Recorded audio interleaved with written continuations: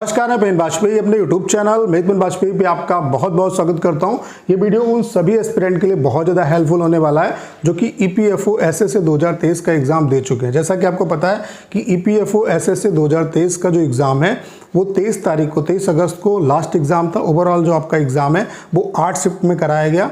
तो 4 दिन में एग्ज़ाम हुआ, एक दिन में 2 शिफ्ट का एग्ज़ाम था। तो टोटल आपकी 8 शिफ्ट में एग्ज़ाम था। तो ओवरऑल आपका एग्ज़ाम ओवर हो चुका है। अब स्टूडेंट जानना चाहते हैं कि यहाँ पे चूंकि सेक्शन वाइज भी कट ऑफ बनेगी तो सेक्शन वाइज कट ऑफ कितनी क्या रह सकती है, ओवरऑल कट ऑफ कितनी जा सकती है, सेफ स्कोर आपका क्या रहेगा। उसके अलावा टाइपिंग भी बहुत ज़्यादा इंपॉर्टेंट रोल यहाँ पे प्ले करने वाला है क्योंकि फेज़ 1 का आपका एग्ज़ाम हो चुका है, फेज़ 2 में आपकी टाइपिंग होगी। तो टाइपिंग आप कहाँ से करोगे, बेस्ट सॉफ्टवेयर आपके लिए क्या है, उसके अलावा सेफ स्कोर जो मैं आपको बताने वाला हूँ। अगर आपका इतना स्कोर बनना है तो आपको टाइपिंग में अभी से लग जाना चाहिए। बहुत ज़्यादा आपको टाइपिंग के लिए यहाँ पे टाइम नहीं मिलेगा। तो जितने भी कन्फ्यूज़न आपके दिमाग में उन सब का आंसर इस सिंगल वीडियो में मिलने वाला है। तो चलिए स्टार्ट करते हैं।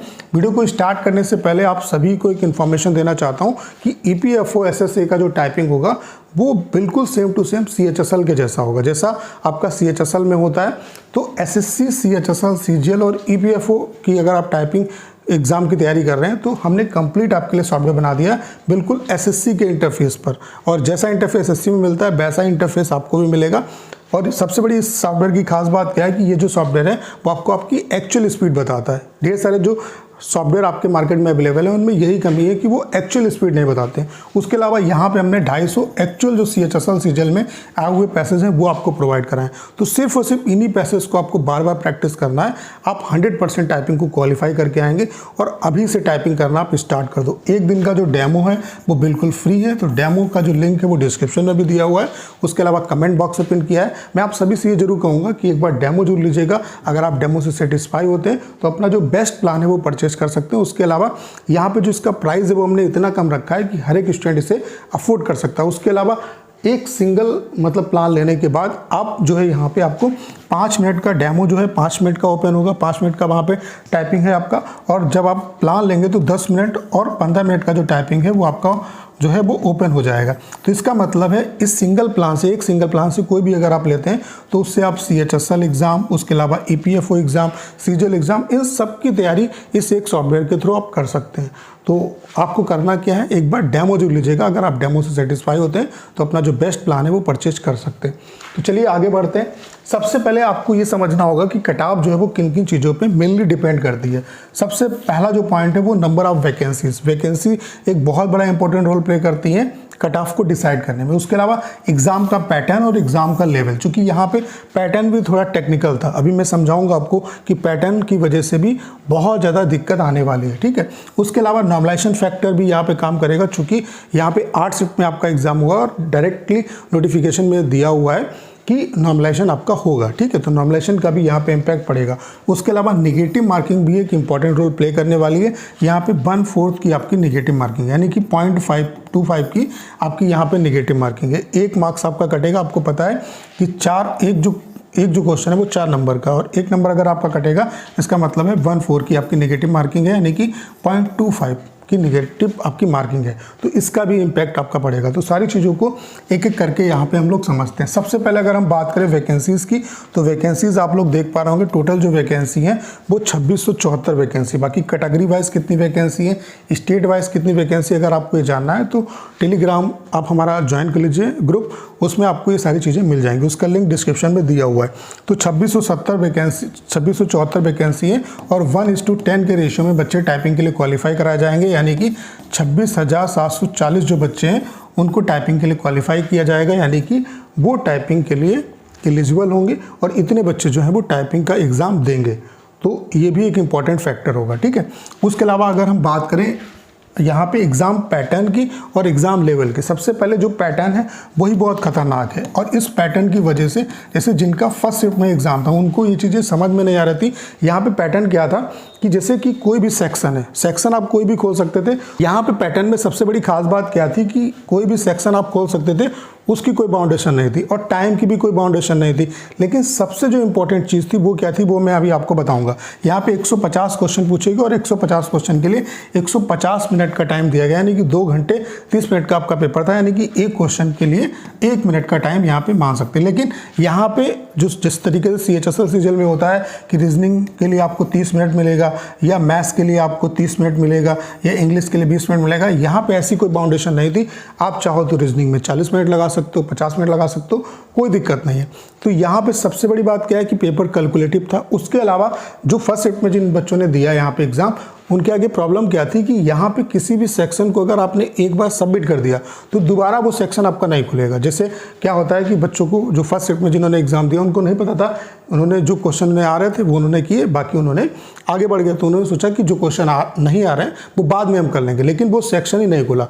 तो इसकी वजह से ढेर सारे जो एस्पिरेंट है फर्स्ट शिफ्ट वाले, उनको बहुत ज़्यादा नुकसान हुआ और इसकी वजह से ओवरऑल जो आपका एग्ज़ाम है उसमें भी बहुत बड़ा इसका इम्पैक्ट पड़ेगा। इसकी वजह से भी कट ऑफ बहुत ज़्यादा डाउन जाएगी, क्योंकि पेपर का जो लेवल था वो भी ठीक ठाक था। ओवरऑल जो पेपर है वो मॉडरेट लेवल का पूछा गया, क्वेश्चन बहुत ज़्यादा सिंपल नहीं थे। तो और उसके अलावा सेक्शन वाइज यहाँ पे कट ऑफ क्वालिफाई करनी थी स्टूडेंट को, तो इसकी वजह से ढेर सारी प्रॉब्लम स्टूडेंट को फेस यहाँ पे करनी पड़ी। तो ये भी एक बहुत बड़ा इंपॉर्टेंट रोल प्ले करने वाला है, ठीक है, जो आपका एग्जाम पैटर्न है। उसके अलावा अगर हम एग्जाम लेवल की बात करें तो मैथ्स जो था वो आपका कैलकुलेटिव था और मॉडरेट लेवल का था।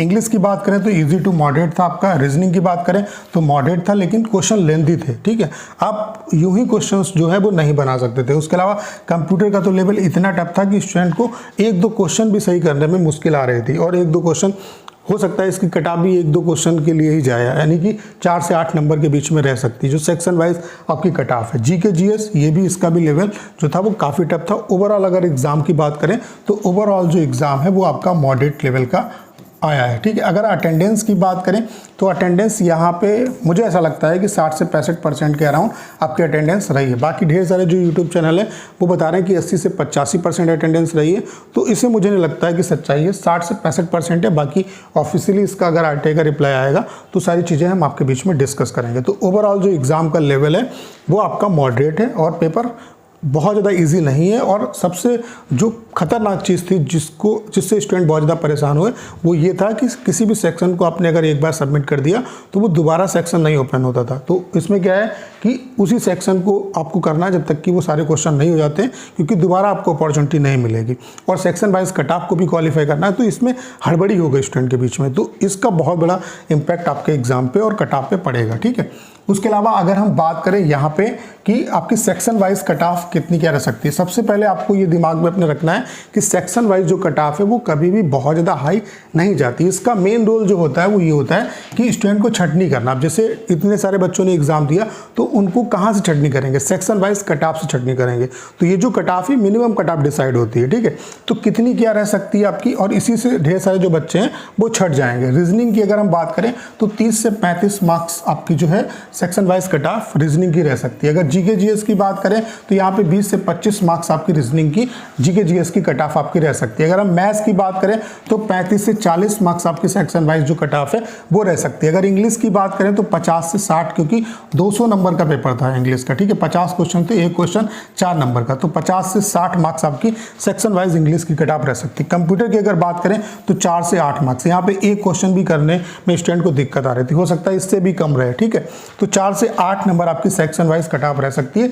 इससे ज़्यादा सेक्शन वाइज कट ऑफ आपकी नहीं रहेगी। अगर आपका सेक्शन वाइज इतना स्कोर बनना है तो आपको बहुत ज़्यादा परेशान होने की जरूरत नहीं है। बाकी एक्सपेक्टेड कट ऑफ कितनी जाएगी कैटेगरी वाइज, उसके लिए हम लोग एक सेपरेट वीडियो कर लेंगे। बाकी यहाँ पे मैं आपको सेफ स्कोर बता देता हूँ कि कितना सेफ स्कोर रहेगा, ताकि आप अभी से टाइम खराब मत करिए। बहुत ज़्यादा आपके पास टाइम नहीं, 1 से 1.5 महीने हैं सिर्फ आपके पास टाइपिंग के लिए, तो अभी से आप प्रिपरेशन करना स्टार्ट कर दीजिए। तो सेफ स्कोर की अगर हम बात करें तो अगर आपका स्कोर 400 या उससे ऊपर बनना है किसी भी कैटेगरी में, तो अभी से आप टाइपिंग की प्रिपरेशन करना स्टार्ट कर दो विदाउट टाइम खराब किए इन बातों पे कि कट ऑफ कितनी किया जाएगी। अगर आपका राय स्कोर जो है वो 400 या उससे ऊपर बनना है तो आपको टाइपिंग देने को मिलेगा और आपकी पूरी पॉसिबिलिटी है सिलेक्शन की। तो 400 या उससे ऊपर अगर आपका स्कोर बनना है तो टाइपिंग में अभी से लग जाइए। ओवरऑल चूंकि आपका 600 नंबर का पेपर है तो 600 में 400 या उससे ऊपर अगर आप मार्क्स लेके आ रहे हो किसी भी कैटेगरी में, बाकी सेपरेट कट ऑफ कितनी किया जा सकती है उसके बारे में डिटेल में वीडियो हम बनाएंगे, ठीक है। लेकिन 400 या उससे ऊपर अगर आपका रहा स्कोर है तो किसी का भी कट ऑफ देखने की आपको जरूरत नहीं है, आप टाइपिंग की प्रिपरेशन में लग जाइए। उसके अलावा टाइपिंग के लिए हमने बेस्ट सॉफ्टवेयर आपके लिए बना दिया है। तो इसका जो डेमो है वो बिल्कुल 1 दिन का फ्री है। बस आप सभी से ये जरूर कहूँगा कि एक बार डेमो जरूर लीजिएगा। आपका जो एग्ज़ाम होगा वो CHSL के पैटर्न पर होगा। इसके लिए हम लोग एक सेपरेट वीडियो कर लेंगे कि किस तरीके से आपका एग्ज़ाम होगा, कितने की स्ट्रोक आपको करने होंगे, ठीक है।